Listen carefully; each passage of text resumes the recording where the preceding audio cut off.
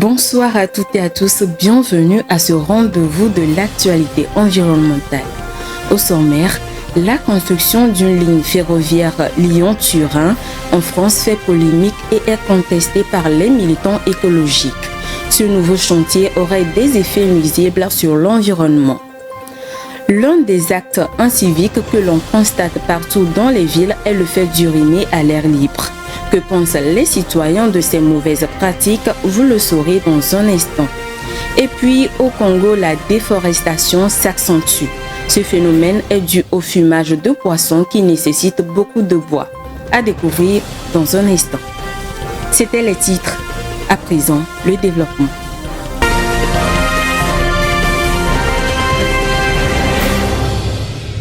En France, entre 2000 et 4000 manifestants se sont rassemblés samedi dernier dans la vallée maurienne en Savoie pour protester contre la construction de la ligne ferroviaire grande vitesse Lyon-Turin.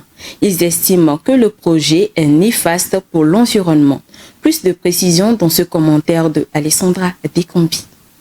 Plusieurs groupes écologistes, dont le parti Europe Écologie Les Verts, Attaque Savoie, Vivre et agir en Maurienne, se sont mobilisés et ont déposé ensemble une requête pour permettre à la manifestation d'avoir lieu. Ils protestent contre la construction de la ligne ferroviaire grande vitesse Lyon-Turin. Ils jugent ce projet néfaste pour l'environnement.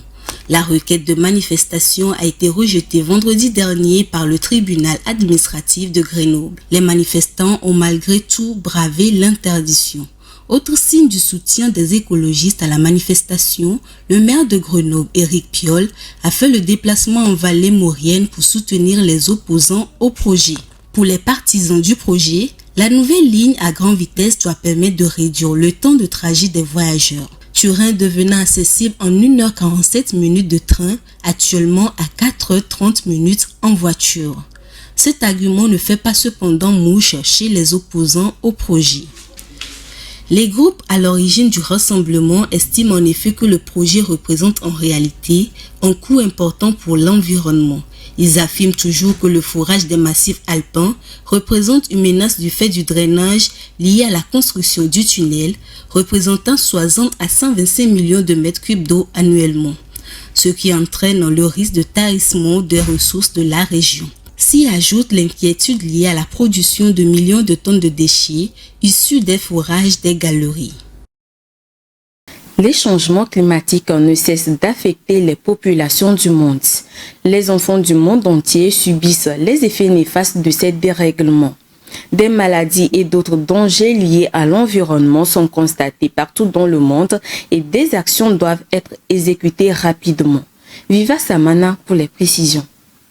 Le changement climatique menace directement la capacité d'un enfant à survivre, grandir et s'épanouir. Les phénomènes météorologiques extrêmes comme les cyclones, les vagues de chaleur dont la fréquence et l'intensité augmentent, menacent la vie des enfants et détruisent les infrastructures essentielles à leur bien-être. Les inondations endommagent les systèmes d'approvisionnement en eau et d'assainissement, ce qui propage des maladies comme le choléra, auxquelles les enfants sont particulièrement vulnérables. Les sécheresses et l'évolution des précipitations à l'échelle mondiale sont à l'origine de récoltes catastrophiques et de l'augmentation des prix des denrées alimentaires qui provoquent une insécurité alimentaire. Les enfants sont les plus vulnérables face aux maladies dont la fréquence va augmenter à cause du changement climatique, comme le paludisme. Près de 90% des cas de maladies imputables au changement climatique frappent des enfants de moins de 5 ans. La pollution atmosphérique est provoquée par les mêmes facteurs que le changement climatique. Environ 2 milliards d'enfants vivent dans des zones où les niveaux de pollution atmosphérique dépassent la norme fixée par l'Organisation mondiale de la santé, OMS, ce qui les oblige à respirer de l'air toxique et met en danger leur santé et le développement de leur cerveau. Chaque année, plus d'un demi-million d'enfants de moins de 5 ans meurent de maladies liées à la pollution atmosphérique. Le cerveau et les poumons en cours de développement d'un plus grand nombre encore subiront les séquelles durables. La pneumonie demeure la principale cause infectieuse de mortalité parmi les enfants de moins de 5 ans. Les décès d'enfants dus à la pneumonie sont fortement liés à la dénutrition, au manque d'eau salubre et d'assainissement, la pollution de l'air intérieur et à un accès insuffisant aux soins de santé, autant de problèmes qui sont causés par le changement climatique. Pour les enfants qui sont déjà défavorisés, l'enjeu est encore plus important. En effet, les familles pauvres ont plus de mal à faire face aux perturbations. Les plus vulnérables perdent déjà leur foyer, leur santé et leur éducation. Et à mesure que les changements climatiques engendrent de plus en plus de situations de crise, il est plus difficile de s'en relever. Aujourd'hui déjà, environ 785 millions de personnes n'ont pas accès à des services de base en matière d'approvisionnement en eau et d'après les prévisions, d'ici à 2040, près de 600 millions d'enfants vivront dans les zones où la demande d'eau dépassera la quantité disponible. Si des actions ne sont pas menées maintenant, le changement climatique provoquera plus d'inégalités que les enfants subissent déjà. Les preuves des effets du changement climatique et de la pollution atmosphérique sur les enfants sont bien établies et de plus en plus nombreuses. D'après les derniers travaux de recherche du groupe d'experts intergouvernemental sur l'évolution du climat GIEC, il reste moins de 11 années pour opérer des changements nécessaires qui permettront d'éviter les pires effets du changement climatique. Le niveau de dioxyde de carbone présent dans l'atmosphère doit être réduit à 45% d'ici 2030 pour prévenir une hausse de 1,5 degré Celsius de la température mondiale.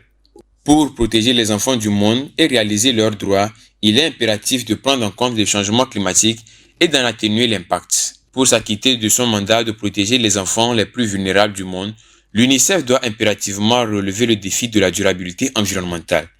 Il coopère avec des partenaires au niveau mondial et local pour que les enfants puissent vivre dans un environnement sûr et salubre. Il est crucial de prendre des mesures décisives de réduction des émissions de gaz à effet de serre afin de ralentir et à terme d'arrêter la progression du changement climatique. Placer les enfants au centre des stratégies de plans d'action contre le changement climatique et les protéger de ses effets ainsi que la dégradation de l'environnement, réduire les émissions et la pollution sont quelques actions à mettre en œuvre. Au Tchad, un partenariat est signé entre l'État et l'entreprise égyptienne Hill Souedi Electric pour la construction d'une centrale solaire photovoltaïque à Djermaya, au sud du pays. Ce partenariat permettra à la fin des travaux de construction d'assurer une autonomie en énergie à la région et de réduire l'utilisation des énergies fossiles. Plus de précisions dans ce commentaire de Vivas Amana. Un accord pour la construction d'une centrale solaire photovoltaïque a été signé entre l'entreprise égyptienne El Westi Electric et l'État tchadien. Cette centrale solaire aura pour principale mission d'assurer à la population de ce pays d'Afrique centrale une autonomie en matière d'énergie électrique. Elle contribuera aussi à la réduction de l'utilisation des énergies fossiles comme le pétrole et le charbon. Le projet de construction de cette centrale solaire photovoltaïque est financé à hauteur de 40 milliards de francs CFA par la Banque africaine de développement BAD, l'État tchadien et d'autres partenaires internationaux. La ministre déléguée chargée de l'indépendance énergétique du Tchad, Ramatou Houtouin, salue cette initiative et invite d'autres investisseurs à se lancer pour la cause. La construction de cette centrale solaire photovoltaïque vient s'ajouter aux nombreuses initiatives mises en place par les dirigeants africains dans la lutte contre le changement climatique et dans l'assurance d'une autonomie énergétique au continent. Un fait très désolant que l'on constate dans les villes est d'uriner à l'air libre. Ce phénomène dégrade l'image de nos villes et devient parfois le foyer de certaines maladies. Que pensent les citoyens du fait d'uriner à l'air libre suivant ce micro-trottoir que nous propose Vivas Amana? Le fait que les gens urinent partout dans la rue, je pense que ça n'est pas une bonne chose. Tout d'abord parce que ça nuit à notre santé. Et ça dégrade l'environnement aussi. Et c'est pas bien vu que on a des sites touristiques dans notre pays. C'est pas bien de quitter l'extérieur et de venir trouver tout ça dans notre pays. Ça ne nous honore pas.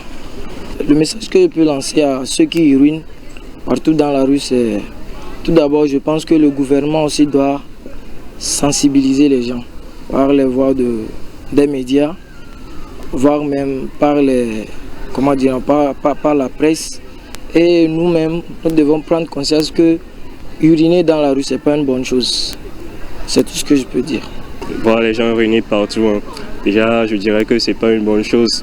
Déjà pour la salubrité et tout ça, ces personnes, ils peuvent véhiculer des maladies. Des maladies, souvent nos petits frères aussi qui aiment jouer dans le sable et au bord de la route. Ils sont les plus exposés, donc c'est pas une très bonne chose. Bon, je dirais on n'est pas dans les pays développés, mais quand même on peut essayer, ou bien le gouvernement peut essayer quand même de créer des latrines publiques. Et puis comme nous sommes en Afrique, la solidarité aussi, tu vas quelque part, tu as envie d'uriner, tout ça, tu peux toquer à une porte. Ou bien soit tu cherches une petite bouteille, tu urines dedans et puis bon, tu essaies de cacher ça soigneusement, tu vis ça là où tu peux. Ce n'est pas bien d'uriner partout. On constate cette pratique souvent dans nos pays et je trouve que ceux qui le font doivent arrêter de le faire. Parfois, c'est sous le mur des gens qu'on le fait et ça dégrade notre environnement et provoque des maladies. Il faut arrêter cette pratique et respecter les lieux où il est interdit d'uriner. Il y a un renvers écologique, si je puis le dire comme ça, dans ces phrases-là, parce que quand les gens pissent n'importe où, ça dégrade l'environnement, quoi. On peut dire que ça a créé un impact écologique sur l'environnement. Je les inviterai à prendre conscience des dangers potentiels qui sont en train d'engendrer sur l'environnement et qui reflètent aussi et qui vont refléter des dangers pour nous-mêmes aussi. Au niveau du gouvernement, je souhaiterais qu'il lance des appels de sensibilisation, organiser des petits comités de quartier pour la sensibilisation des locaux. Aux États-Unis, une quinzaine de jeunes lancent un procès contre l'État du Montana dans le nord-ouest du pays. C'est un procès historique pour le climat. Les plaignants âgés de 5 à 22 ans accusent l'État américain d'enfreindre leurs droits conditionnels à un environnement propre et sain. Les explications avec Rafitou Mberikou. C'est un procès historique pour le climat au nord-ouest des États-Unis. Le procès concerne une quinzaine de plaignants âgés de 5 à 22 ans. Ils accusent l'État américain d'enfreindre leurs droits constitutionnels en un environnement propre et sain. Ils ont alors engagé des poursuites contre l'État. Les raisons de ces accusations sont notamment la crise climatique et les effets dangereux des énergies fossiles selon les plaignants. Ricky Held, jeune dame âgée de 22 ans diplômée en sciences de l'environnement, est la principale plaignante. Elle a relaté à travers son témoignage comment les feux de forêt, les températures extrêmes et la sécheresse ont impacté directement sur leur vie.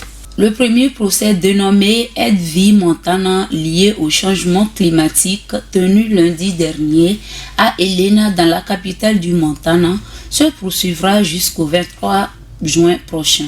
Les résultats de cette affaire pourront mettre en exécution d'autres poursuites engagées à travers le pays.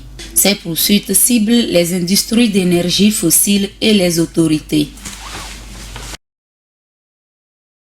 Au Mexique, une église vieille de 400 ans avait été engloutie par les eaux d'un lac. Avec la sécheresse, l'édifice a fait sa réapparition. Ce phénomène plonge les pêcheurs dans une angoisse. Les images avec France Info. Comme une apparition au milieu du lac. Les arches délicates d'une église mexicaine vieille de 400 ans. Elle était engloutie depuis la construction d'un barrage dans les années 60. Mais les sécheresses récurrentes des dernières années ont rendu ces vestiges aux curieux. On y grimpe, on s'y repose, on vient même y acheter un repas aux pêcheurs. Pour que les touristes viennent s'amuser, on leur fait à manger. Moi, je fais des poissons, d'autres font des crevettes. Une petite consolation pour les pêcheurs qui subissent de plein fouet la sécheresse. Leurs installations ne résistent pas aux changements subis par le lac. Quand le courant n'est plus assez fort, les filets cassent et les poissons s'échappent. Avec la baisse des eaux et la canicule, la quantité de poissons pêchés a déjà fortement diminué. Il y a environ 5 mois, le niveau du barrage a commencé à baisser. Il a baissé, jusqu'à ce qu'on en soit là, et ça continue. L'église était réapparue pour la première fois en 2015, déjà à cause de la sécheresse. On ne pouvait alors s'en approcher qu'en bateau. Depuis, la situation climatique au Mexique n'a cessé de se dégrader. Les forêts du bassin de la République du Congo sont menacées de déforestation. Cette situation est due au fumage de poissons qui nécessite beaucoup de bois. Plus de précisions dans ce commentaire. Le processus de fumage traditionnel de poissons constitue une menace à long terme pour les forêts du bassin du Congo. La production du haring fumé nécessite beaucoup de bois. Avec la disparition des forêts de mangroves au large de Pointe-Noire, il faut désormais chercher le bois de fumage dans les lointaines forêts de Kwilu ou du Mayombe. Les forêts de la République du Congo occupent un peu plus de 10% de la couverture forestière du bassin du Congo. La quantité de poissons à fumer dépend de la consommation de bois. Tout se fait en fonction de la quantité et de la grosseur du poisson. Des initiatives comme des fours de fumage améliorés portés par des ONG ou encore des fours à fumer modernes existent dans le but de réduire la consommation du bois. En 2007, une étude de la Banque mondiale a révélé qu'un habitant du Congo utiliserait 1 mètre cube de bois par an, pour une production totale de 100 millions de mètres cubes. La moitié est donc destinée au bois de chouffe, perçu par les chercheurs comme le premier moteur de la déforestation en République du Congo. C'est la fin de ce journal. Merci pour votre attention. Restez sur Green TV International pour la suite de nos programmes. À très bientôt.